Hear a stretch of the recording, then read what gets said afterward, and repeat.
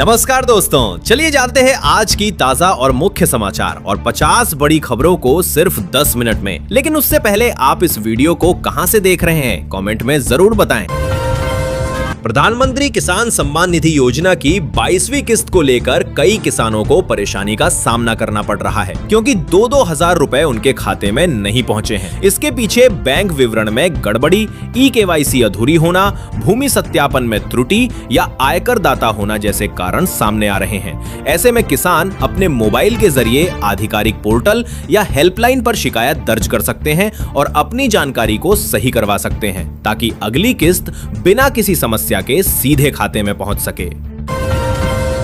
लखीमपुर खीरी में प्रधानमंत्री आवास योजना के तहत 600 शहरी लाभार्थियों को बड़ी राहत मिली है। मुख्यमंत्री योगी आदित्यनाथ ने सिंगल क्लिक के जरिए डीबीटी के माध्यम से करीब 6 करोड़ रुपए की पहली किस्त सीधे उनके खातों में ट्रांसफर की। इस योजना के तहत अब लाभार्थियों को अपने घर के निर्माण में आर्थिक सहायता मिल रही है, जिससे शहरी क्षेत्रों में आवास सुविधा को बढ़ावा मिलेगा।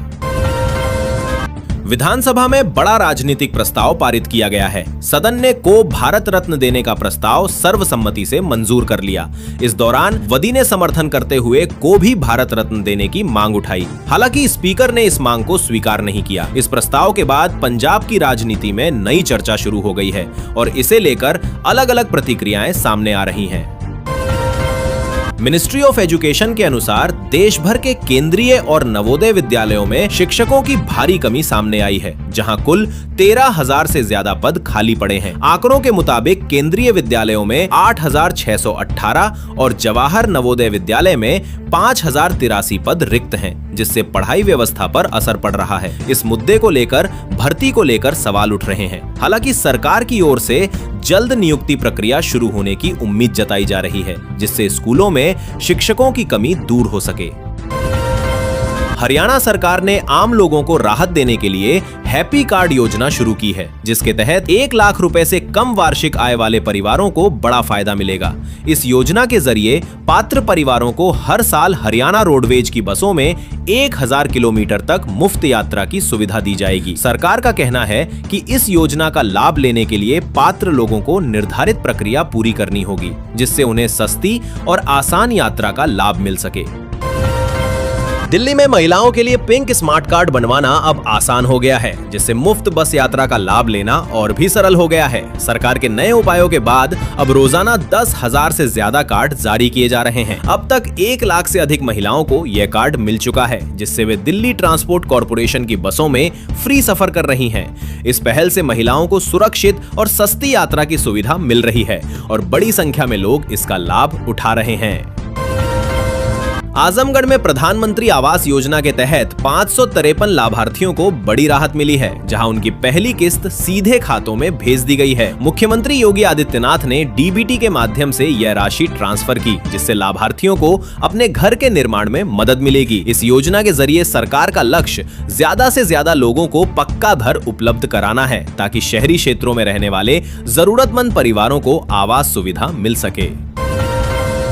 झारखंड में स्वास्थ्य सेवाओं को लेकर बड़ा फैसला सामने आया है, जहां झारखंड हाई कोर्ट ने क्लिनिकल एस्टेब्लिशमेंट एक्ट को सख्ती से लागू करने का आदेश दिया है। अदालत ने साफ कहा है कि बिना रजिस्ट्रेशन के कोई भी अस्पताल, नर्सिंग होम या क्लिनिक संचालित नहीं होगा। इसके साथ ही राज्य स्तरीय काउंसिल को सभी अस्पतालों का रिकॉर्ड अपडेट रखने और हर महीने डिजिटल रिपोर्ट भेजने का निर्देश दिया गया है। मरीजों को 72 घंटे के भीतर मेडिकल रिकॉर्ड देना अनिवार्य किया गया है और स्वास्थ्य सेवा निदेशक को 4 महीने के अंदर अनुपालन रिपोर्ट पेश करनी होगी। योगी आदित्यनाथ ने बड़ा ऐलान करते हुए कहा है कि माफियाओं से मुक्त कराई गई जमीनों पर अब शिक्षकों, वकीलों और चिकित्सकों के लिए आवास बनाए जाएंगे। वहीं पत्रकारों के लिए भी इस दिशा में विचार किया जा रहा है। इस दौरान प्रधानमंत्री आवास योजना के तहत 90,000 लाभार्थियों के खातों में करीब 900 करोड़ रुपए ट्रांसफर किए गए। सरकार का कहना है कि इस कदम से न सिर्फ अवैध कब्जों का सही उपयोग होगा, बल्कि विभिन्न वर्गों को आवास सुविधा भी मिल सकेगी। पौड़ी में जनगणना 2027 की तैयारियां तेज हो गई हैं, जहां पहले चरण के तहत फील्ड ट्रेनरों की ट्रेनिंग शुरू कर दी गई है। 3 दिवसीय इस प्रशिक्षण में 23 प्रशिक्षुओं को मकानों और परिवारों के सूचीकरण की प्रक्रिया सिखाई जा रही है, ताकि आगामी जनगणना कार्य को सही और व्यवस्थित तरीके से पूरा किया जा सके। अधिकारियों का कहना है कि यह प्रशिक्षण पूरे अभियान की नींव है, जिससे आगे की प्रक्रिया को तेजी और सटीकता के साथ लागू किया जाएगा। जल जीवन मिशन को लेकर केंद्र सरकार ने बड़ा प्लान तैयार किया है, जिसके तहत अधूरी परियोजनाओं को पूरा करने पर जोर दिया जाएगा। इस मिशन की अवधि को बढ़ाकर अब 2028 तक कर दिया गया है और इसके लिए 1.51 लाख करोड़ रुपए खर्च करने की मंजूरी दी गई है। सरकार का कहना है कि इस योजना के जरिए हर घर तक साफ पेयजल पहुंचाने का लक्ष्य तय किया गया है, ताकि ग्रामीण और शहरी दोनों क्षेत्रों में पानी की समस्या को दूर किया जा सके और लोगों को बेहतर सुविधा मिल सके। झारखंड में होमगार्ड भर्ती को लेकर तैयारियां पूरी कर ली गई हैं, जहां 17 मार्च से बहाली परीक्षा आयोजित की जाएगी। सरायकेला के बिरसा मुंडा स्टेडियम में परीक्षा को लेकर सुरक्षा और व्यवस्था के कड़े इंतजाम किए गए हैं। उपायुक्त नीतीश कुमार सिंह और पुलिस अधीक्षक मुकेश लुनियाथ ने मौके का निरीक्षण कर तैयारियों का जायजा लिया। अधिकारियों को दोपहर 3 बजे से तैनात रहने के निर्देश दिए गए हैं, ताकि परीक्षा शांतिपूर्ण और व्यवस्थित तरीके से कराई जा सके। संत कबीर नगर में प्रधानमंत्री आवास योजना के तहत 1414 शहरी लाभार्थियों को बड़ी राहत मिली है, जहां पहली किस्त के रूप में 1-1 लाख रुपए सीधे उनके खातों में भेजे गए हैं। मुख्यमंत्री योगी आदित्यनाथ ने लखनऊ से एक क्लिक के जरिए डीबीटी के माध्यम से यह राशि ट्रांसफर की, जिससे लाभार्थियों के चेहरे खिल उठे हैं और अब वे अपने घर के निर्माण का काम शुरू कर सकेंगे। सरकार का कहना है कि इस योजना से जरूरतमंद परिवारों को पक्का घर देने का लक्ष्य तेजी से पूरा किया जा रहा है। सोना और चांदी की कीमतों में सोमवार को बड़ी गिरावट देखने को मिली है, जिससे बाजार में हलचल बढ़ गई है। चांदी करीब 9,000 रुपए गिरकर लगभग 2.56 लाख रुपए प्रति किलो पर पहुंच गई, जबकि सोना भी 2,950 रुपए टूटकर करीब 1.60 लाख रुपए प्रति 10 ग्राम पर आ गया। विशेषज्ञों के मुताबिक अंतर्राष्ट्रीय बाजार में उतार चढ़ाव, डॉलर की मजबूती और मुनाफा वसूली के चलते यह गिरावट आई है। अचानक आई इस गिरावट से निवेशकों और खरीदारों दोनों की नजर अब बाजार की अगली चाल पर टिकी हुई है। सरकारी कर्मचारियों और पेंशन भोगियों के लिए बड़ी राहत की खबर सामने आई है, जहां एक राज्य में महंगाई भत्ते यानी डीए में 5% की बढ़ोतरी की घोषणा की गई है। इस फैसले से लाखों कर्मचारियों की सैलरी और पेंशन में सीधा इजाफा होगा, जिससे महंगाई के बीच आर्थिक राहत मिलेगी। सरकार के अनुसार बढ़ा हुआ डीए तय समय से लागू किया जाएगा और इसका लाभ कर्मचारियों को जल्द मिलना शुरू हो जाएगा। इस फैसले के बाद कर्मचारियों के बीच खुशी का माहौल है और अब सभी को इसके लागू होने की तारीख का इंतजार है। उत्तर प्रदेश में योगी सरकार की बीसी सखी योजना से गांवों की तस्वीर बदलती नजर आ रही है, जहां हजारों महिलाएं अब आत्मनिर्भर बन रही हैं। इस योजना के तहत 40,000 से अधिक ग्रामीण महिलाएं बीसी सखी बनकर काम कर रही हैं और अब तक करीब 45,000 करोड़ रुपए से ज्यादा का लेन देन कर चुकी हैं। ये पहल गाँव-गाँव तक बैंकिंग सेवाएं पहुँचा रही है, जिससे लोगों को आसानी से लेन देन की सुविधा मिल रही है और महिलाओं को सम्मानजनक रोजगार भी मिल रहा है, जिससे उनकी आर्थिक स्थिति लगातार मजबूत हो रही है। सीतामढ़ी में एलपीजी उपभोक्ताओं को बड़ी परेशानी का सामना करना पड़ रहा है, जहां ई-केवाईसी नहीं कराने वाले कई लोगों के गैस कनेक्शन बंद कर दिए गए हैं। चोरौट इलाके में ऐसे उपभोक्ताओं को गैस बुकिंग में दिक्कत हो रही है, जिन्होंने या तो ई-केवाईसी पूरा नहीं किया या 1 साल से गैस बुक नहीं की। एजेंसियां अब बंद कनेक्शनों को दोबारा सक्रिय करने के लिए जरूरी दस्तावेज जमा करा रही हैं और उपभोक्ताओं से जल्द ई-केवाईसी कराने और नियमित बुकिंग करने की अपील की जा रही है, ताकि आगे किसी तरह की परेशानी न हो। भारत में किसान कर्ज माफी को लेकर बड़ी बहस छिड़ी हुई है, जहां पिछले 35 सालों में करीब 3 लाख करोड़ रुपए खर्च किए जा चुके हैं, लेकिन इसके बावजूद किसानों की आर्थिक स्थिति में खास सुधार नहीं दिखा है। रिजर्व बैंक ऑफ इंडिया ने भी चेतावनी दी है कि बार बार की कर्ज माफी से क्रेडिट कल्चर कमजोर होता है और इससे किसानों में कर्ज न चुकाने की प्रवृत्ति बढ़ सकती है। विशेषज्ञों का मानना है कि चुनावी वादों के रूप में लाई जाने वाली ये योजनाएं लंबे समय में फायदेमंद नहीं है और इसके बजाय किसानों को सीधी आय सहायता, बेहतर कृषि नीतियां और संरचनात्मक सुधार ज्यादा जरूरी हैं, जिससे उनकी आय और स्थिति में स्थायी सुधार हो सके। मेरठ में भारतीय जनता पार्टी की महानगर कार्यकारिणी की नई टीम का ऐलान कर दिया गया है। महानगर अध्यक्ष विवेक रस्तोगी ने पदाधिकारियों की सूची जारी की, जिसमें इस बार कई बदलाव देखने को मिले हैं। नई टीम में केवल 3 महामंत्री बनाए गए हैं, जबकि अधिकतर पदों पर नए चेहरों को मौका दिया गया है। इस बदलाव को संगठन में नई ऊर्जा लाने की कोशिश के तौर पर देखा जा रहा है, जिससे पार्टी की गतिविधियों को और मजबूत किया जा सके।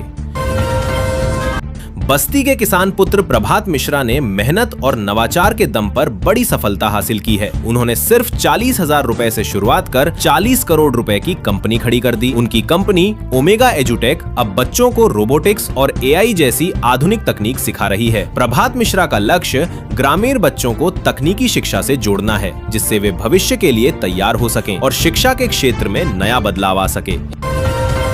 अंतर्राष्ट्रीय बाजार में बढ़ते तनाव और कच्चे तेल की कीमतों में उछाल के बीच भारत की ऑयल मार्केटिंग कंपनियों ने बड़ा फैसला लिया है। हिंदुस्तान पेट्रोलियम कॉर्पोरेशन लिमिटेड और भारत पेट्रोलियम कॉर्पोरेशन लिमिटेड ने पेट्रोल पंप डीलरों को अब एडवांस पेमेंट पर ही ईंधन देने पर जोर दिया है, जबकि इंडियन ऑयल कॉर्पोरेशन लिमिटेड ने अपनी क्रेडिट पॉलिसी को फिलहाल रोक दिया है। बताया जा रहा है कि ईरान अमेरिका तनाव के चलते सप्लाई और कीमतों पर असर पड़ा है, जिसके कारण कंपनियों ने उधार पर पेट्रोल डीजल की सप्लाई बंद कर दी है। इस फैसले का असर पेट्रोल पंप संचालकों और बाजार पर भी देखने को मिल सकता है। हिमाचल प्रदेश में आपदा प्रबंधन को लेकर बड़ा फैसला लिया गया है, जहां जल शक्ति विभाग ने कार्य प्रक्रिया को आसान बना दिया है। अब प्राकृतिक आपदा या आपात स्थिति में जरूरी प्रोजेक्ट बिना सामान्य टेंडर प्रक्रिया के भी आवंटित किए जा सकेंगे। सरकार का कहना है कि इस फैसले से आपदा के समय काम में देरी नहीं होगी और राहत कार्य तेजी से पूरे किए जा सकेंगे, जिससे लोगों को तुरंत मदद मिल सकेगी। हिमाचल प्रदेश में ग्रामीण अर्थव्यवस्था को मजबूत करने के लिए डेयरी क्षेत्र को बड़ा बढ़ावा दिया जा रहा है। मुख्यमंत्री सुखविंदर सिंह सुक्खू ने दुग्ध उत्पादन बढ़ाने के लिए डेयरी परियोजनाओं में तेजी लाने के निर्देश दिए हैं। शिमला में राज्य सरकार और नेशनल डेयरी डेवलपमेंट बोर्ड के बीच 3 अहम समझौता ज्ञापनों पर हस्ताक्षर किए गए हैं। सरकार का मानना है कि इन समझौतों से किसानों की आय बढ़ेगी, रोजगार के नए अवसर मिलेंगे और ग्रामीण अर्थव्यवस्था को मजबूती मिलेगी। उत्तर प्रदेश में बदलाव को लेकर मुख्यमंत्री योगी आदित्यनाथ ने कहा कि ट्रस्ट और टेक्नोलॉजी के जरिए राज्य में बड़ा परिवर्तन संभव हुआ है। नेशनल डिफेंस कॉलेज के प्रतिनिधि मंडल से बातचीत में उन्होंने बताया कि कानून व्यवस्था में सुधार, निवेश में वृद्धि और अर्थव्यवस्था में 3 गुना उछाल देखने को मिला है। साथ ही एक्सप्रेसवे नेटवर्क के विस्तार और डिफेंस इंडस्ट्रियल कॉरिडोर के विकास पर भी जोर दिया गया। मुख्यमंत्री ने योजनाओं के प्रभावी क्रियान्वयन और निगरानी को इस बदलाव की अहम वजह बताया, जबकि प्रतिनिधि मंडल ने राज्यपाल और उप मुख्यमंत्री से भी मुलाकात की। नेशनल वैक्सीनेशन डे के अवसर पर देश के टीकाकरण अभियान की बड़ी सफलता सामने आई है। पिछले 3 दशकों में 5 वर्ष से कम आयु के बच्चों की मृत्यु दर में 78% और नवजात मृत्यु दर में 70% की उल्लेखनीय कमी दर्ज की गई है। ये व्यापक अभियान हर साल करोड़ों नवजातों और गर्भवती महिलाओं को मीजल्स और पोलियो जैसी गंभीर बीमारियों से बचाने में अहम भूमिका निभा रहा है, जिससे देश में स्वास्थ्य सेवाओं की स्थिति लगातार बेहतर हो रही है। Central board of secondary education ने 10वीं और 12वीं की उत्तर पुस्तिकाओं के मूल्यांकन में लगे शिक्षकों को सख्त निर्देश जारी किए हैं कि वे सोशल मीडिया पर किसी भी प्रकार की गोपनीय जानकारी साझा न करें। बोर्ड ने स्पष्ट किया है कि इंटरनेट मीडिया पर टिप्पणी करने या परीक्षा से जुड़ी संवेदनशील जानकारी सार्वजनिक करने पर संबंधित शिक्षकों के खिलाफ अनुशासनात्मक कार्रवाई की जा सकती है। सीबीएसई ने सभी शिक्षकों से मूल्यांकन प्रक्रिया के दौरान संयम, गोपनीयता और जिम्मेदारी बनाए रखने की अपील की है। Indraprastha institute of information technology Delhi ने स्वीडन के साथ मिलकर न्यूमोनिया के इलाज के लिए नई दवाओं की खोज हेतु एक अंतर्राष्ट्रीय शोध परियोजना शुरू की है। इस पहल में आर्टिफिशियल इंटेलिजेंस और कंप्यूटेशनल बायोलॉजी का उपयोग कर पेप्टाइड आधारित चिकित्सीय विकसित किए जाएंगे। शोधकर्ताओं का लक्ष्य तेज, सस्ती और अधिक प्रभावी दवाएं तैयार करना है, जिससे निमोनिया के इलाज को और बेहतर बनाया जा सके।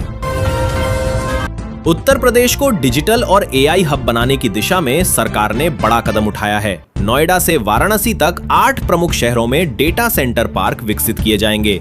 इस पहल से आर्टिफिशियल इंटेलिजेंस और डिजिटल सेवाओं को बढ़ावा मिलेगा, साथ ही आईटी सेक्टर में निवेश और रोजगार के नए अवसर भी पैदा होंगे। सरकार का लक्ष्य राज्य को टेक्नोलॉजी के क्षेत्र में अग्रणी बनाना और डिजिटल इंफ्रास्ट्रक्चर को मजबूत करना है। पंजाब में 4 साल पूरे होने पर मुख्यमंत्री भगवंत मान ने कहा कि आम आदमी पार्टी सरकार ने काम की राजनीति पर फोकस करते हुए अपनी गारंटियों को पूरा किया है। उन्होंने विपक्षी दलों इंडियन नेशनल कांग्रेस, शिरोमणि अकाली दल और भारतीय जनता पार्टी पर निशाना साधते हुए कहा कि उन्हें सिर्फ कुर्सी की चिंता है, जबकि उनकी सरकार राज्य के विकास और जनता के हित में लगातार काम कर रही है। मुख्यमंत्री ने प्रेस कॉन्फ्रेंस में सरकार की उपलब्धियां गिनाते हुए आगे भी पंजाब को नई ऊंचाइयों पर ले जाने का भरोसा जताया। पंजाब में राशन कार्ड को लेकर बड़ा बदलाव किया गया है। राज्य सरकार ने नियमों में ढील देते हुए अब गाड़ी और जमीन रखने वाले लोगों को भी सरकारी राशन पाने के लिए पात्र बना दिया है। इसके साथ ही सरकार ने वार्षिक आय सीमा में भी बड़ा इजाफा किया है। पहले ये सीमा 1,80,000 रुपए थी, जिसे बढ़ाकर अब 8 लाख रुपए कर दिया गया है। सरकार के इस फैसले से राज्य में अधिक लोगों को सस्ते अनाज का लाभ मिल सकेगा और कई नए परिवार भी राशन योजना से जुड़ पाएंगे। प्रधानमंत्री उज्ज्वला योजना की रफ्तार पर ब्रेक लगता नजर आ रहा है। गैस सिलेंडर की बढ़ती कीमतों के कारण कई महिलाएं दोबारा चूल्हे की ओर लौट रही हैं। लखीसराय के चनैन प्रखंड में 6,500 से अधिक लाभार्थी निष्क्रिय हो चुके हैं, क्योंकि वे महंगे गैस सिलेंडर का रिफिल नहीं करा पा रहे हैं। बताया जा रहा है कि अंतर्राष्ट्रीय हालात के चलते गैस कीमतों में बढ़ोतरी हुई है, जिसका सीधा असर इस योजना पर पड़ रहा है। दिल्ली में बजट को लेकर बड़ी तैयारी चल रही है। रेखा गुप्ता 24 मार्च को वित्तीय वर्ष 2026 से 27 का बजट पेश करेंगी। दिल्ली विधानसभा का बजट सत्र 23 मार्च से 25 मार्च तक चलेगा। बताया जा रहा है कि इस बार बजट 1 लाख करोड़ रुपए से अधिक का हो सकता है। सरकार इस बजट में विकास कार्यों, बुनियादी सुविधाओं और जन कल्याण योजनाओं पर खास जोर देने की तैयारी में है। गवर्नमेंट ऑफ दिल्ली ने समानता की दिशा में एक बड़ा कदम उठाते हुए ट्रांसजेंडर समुदाय को भी बसों में मुफ्त यात्रा की सुविधा देने का फैसला किया है। रेखा गुप्ता के नेतृत्व में लिए गए इस निर्णय के तहत डीटीसी और क्लस्टर बसों में अब ट्रांसजेंडर यात्रियों को महिलाओं की तरह फ्री यात्रा का लाभ मिलेगा। इस पहल का उद्देश्य ट्रांसजेंडर समुदाय को सामाजिक समावेशन, सम्मान और सार्वजनिक सेवाओं तक समान पहुंच देना है। सरकार का मानना है कि इससे दिल्ली में सुरक्षित और सुविधाजनक यात्रा सुनिश्चित होगी और समाज में बराबरी को बढ़ावा मिलेगा। चंडीगढ़ में एसएसए शिक्षकों को बड़ी राहत मिली है। Punjab and Haryana high court ने चंडीगढ़ प्रशासन को महंगाई भत्ते के बकाया भुगतान पर फैसला लेने का आदेश दिया है। कोर्ट ने कहा है कि छठे पंजाब वेतन आयोग की सिफारिशों के अनुसार इस मामले पर 3 महीने के भीतर निर्णय लिया जाए। अगर जांच में शिक्षक बकाया राशि के पात्र पाए जाते हैं तो प्रशासन को 2 महीने के भीतर उनका महंगाई भत्ता जारी करना होगा। इस आदेश के बाद एसएसए शिक्षकों को जल्द राहत मिलने की उम्मीद बढ़ गई है। हरियाणा में राज्यसभा चुनाव से पहले एक चौंकाने वाला मामला सामने आया है। साइबर ठगों ने खुद को मिनिस्ट्री ऑफ होम अफेयर्स का अधिकारी बताकर करीब 1 दर्जन विधायकों को फोन किया और उन्हें मंत्री पद दिलाने का लालच दिया। ठगों ने दावा किया कि चुनाव से पहले उन्हें मंत्री बनाया जा सकता है। इस मामले के सामने आने के बाद दिल्ली में एफआईआर दर्ज कर जांच शुरू कर दी गई है। पुलिस अब ये पता लगाने में जुटी है कि इन फोन कॉल के पीछे कौन लोग हैं और उनका मकसद क्या था। सेंट्रल एडॉप्शन रिसोर्स अथॉरिटी ने सभी राज्यों और केंद्र शासित प्रदेशों को गोद लेने की प्रक्रिया का सख्ती से पालन सुनिश्चित करने का निर्देश दिया है। प्राधिकरण ने कहा है कि गोद लिए गए बच्चों से जुड़े सभी रिकॉर्ड सुरक्षित रखे जाएं और उनकी पहचान की पूरी तरह से रक्षा की जाए। इसके साथ ही संबंधित विभागों को यह भी सुनिश्चित करने को कहा गया है कि दत्तक ग्रहण की पूरी प्रक्रिया तय नियमों और दिशा निर्देशों के अनुसार ही पूरी की जाए। मध्य पूर्व में बढ़ते तनाव का असर अब भारत के उद्योगों पर भी दिखाई देने लगा है। क्षेत्र में संकट के कारण एलएनजी की सप्लाई प्रभावित हुई है, जिससे देश में ऊर्जा की समस्या बढ़ गई है। इसका सीधा असर स्टील सेक्टर पर पड़ा है और उत्पादन लागत में बढ़ोतरी देखी जा रही है। Tata steel, steel authority of India limited और जेएसडब्ल्यू स्टील जैसी बड़ी कंपनियों के साथ साथ छोटे और मध्यम उद्योग भी इससे प्रभावित हो रहे हैं। विशेषज्ञों का मानना है कि यदि एलएनजी आपूर्ति जल्द सामान्य नहीं हुई तो स्टील उद्योग पर इसका असर और गहरा हो सकता है। मैंगो नगर निगम में उप मेयर पद को लेकर सियासी मुकाबला तेज हो गया है। मंगलवार को उप मेयर के चुनाव के लिए राजनीतिक हलचल बढ़ने वाली है। बन्ना गुप्ता अपनी मेयर पत्नी सुधा गुप्ता के साथ निगम में अपनी पसंद का उप मेयर बनवाना चाहते हैं। वहीं दूसरी ओर भारतीय जनता पार्टी के दिग्गज नेता भी मैदान में सक्रिय हैं। ऐसे में उप मेयर की कुर्सी को लेकर बन्ना गुप्ता के समर्थकों और भाजपा नेताओं के बीच कड़ी टक्कर देखने को मिल सकती है।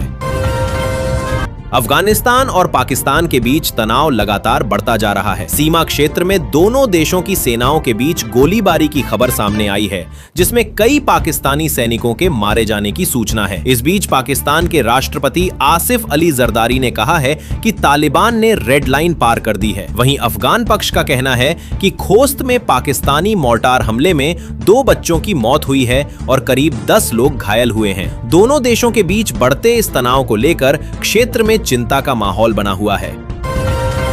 गवर्नमेंट ऑफ इंडिया महिला आरक्षण कानून को लेकर बड़ा कदम उठाने की तैयारी में है। सरकार इसे परिसीमन प्रक्रिया से पहले लागू करने की योजना बना रही है। इसके लिए संविधान में संशोधन किया जाएगा और संबंधित विधेयक मौजूदा बजट सत्र में पेश किया जा सकता है। अगर यह प्रस्ताव पास होता है तो संसद और विधानसभाओं में महिलाओं को आरक्षण देने का रास्ता जल्द साफ हो सकता है।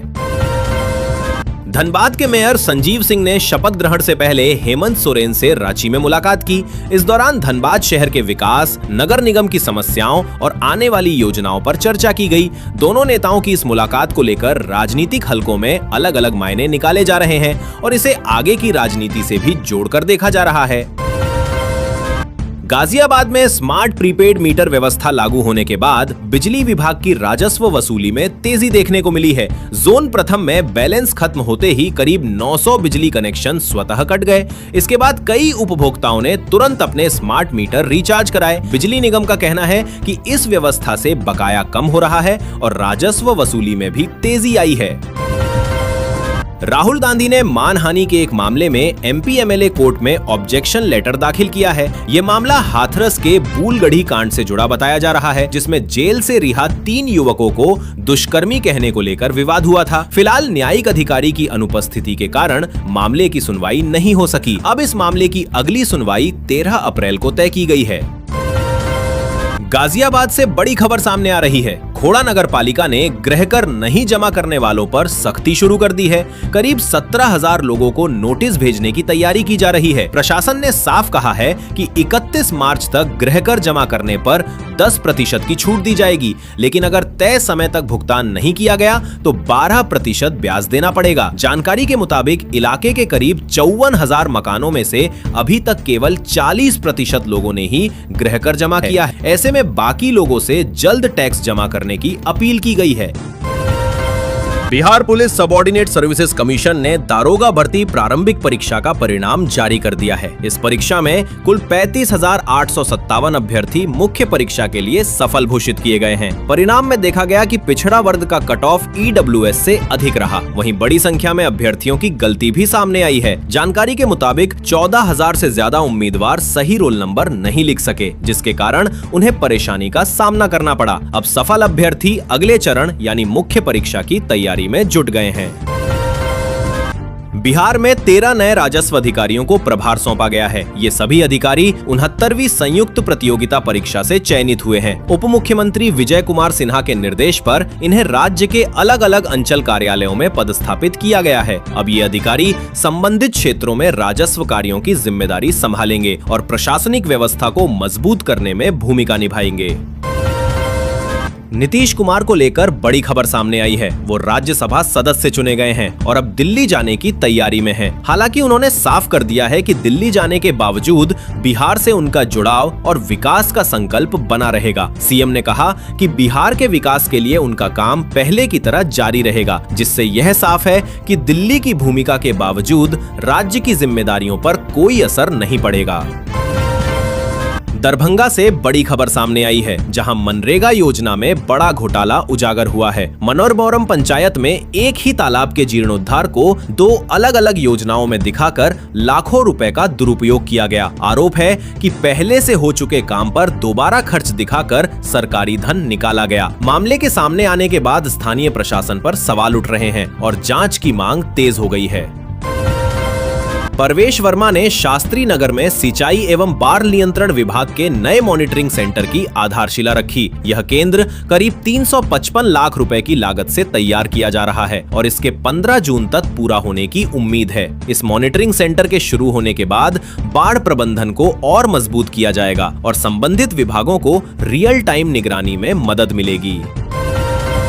दिल्ली मेट्रो ने एक बड़ी उपलब्धि हासिल की है। ये अब दुनिया का दूसरा सबसे लंबा स्वचालित मेट्रो नेटवर्क बन गया है और देश में सबसे बड़ा है। इस मामले में ये रियाद मेट्रो के बाद दूसरे स्थान पर है। दिल्ली मेट्रो लगातार अपने ऑटोमेटिक नेटवर्क का विस्तार कर रहा है। फिलहाल पिंक और मजेंटा लाइन पर करीब 80 चालक रहित ट्रेनें चल रही हैं। बता दें कि दिसंबर 2020 में मजेंटा लाइन पर पहली ड्राइवरलेस सेवा शुरू की गई थी। इस उपलब्धि से दिल्ली मेट्रो ने तकनीक और आधुनिक परिवहन के क्षेत्र में एक नया मुकाम हासिल किया है। पंजाब में काम की राजनीति के 4 साल पूरे होने पर भगवंत मान ने सरकार की उपलब्धियां गिनाई। उन्होंने दावा किया कि आम आदमी पार्टी सरकार ने अपनी कई बड़ी गारंटियां पूरी की हैं, जिनमें मुफ्त बिजली, 65,000 सरकारी नौकरियां, आम आदमी क्लिनिक, शिक्षा सुधार और नशा विरोधी अभियान शामिल है। मुख्यमंत्री ने कहा कि सरकार ने जनता का भरोसा नहीं तोड़ा है और अब लक्ष्य पंजाब को नई ऊंचाइयों पर ले जाना है। पंजाब में मुख्यमंत्री सेहत योजना को लेकर बड़ा फैसला लिया गया है। सरकार ने वित्तीय वर्ष 2026 से 27 के बजट में इस योजना के लिए 2000 करोड़ रुपए आवंटित किए हैं। इस योजना के तहत हर परिवार को 10 लाख रुपए तक का कैशलेस इलाज उपलब्ध कराया जाएगा ताकि आर्थिक तंगी के कारण इलाज में देरी ना हो। अब तक लाखों सेहत कार्ड जारी किए जा चुके हैं, जिससे बड़ी संख्या में परिवारों को लाभ मिल रहा है। मुख्यमंत्री भगवंत मान ने कहा कि सरकार का लक्ष्य सभी लोगों तक बेहतर और सस्ती स्वास्थ्य सेवाएं पहुंचाना है। हरियाणा में ग्रुप सी नौकरियों को लेकर बड़ा अपडेट सामने आया है। हरियाणा स्टाफ सिलेक्शन कमीशन ने उम्मीदवारों के लिए करेक्शन पोर्टल खोल दिया है। इसके साथ ही ईडब्ल्यूएस श्रेणी की आय सीमा बढ़ाकर 8 लाख रुपए सालाना कर दी गई है, जो पहले 6 लाख रुपए थी। अब अधिक आय वाले परिवारों के उम्मीदवार भी ईडब्ल्यूएस कोटे के तहत आवेदन कर सकेंगे, जिससे बड़ी संख्या में अभ्यर्थियों को फायदा मिलने की उम्मीद है।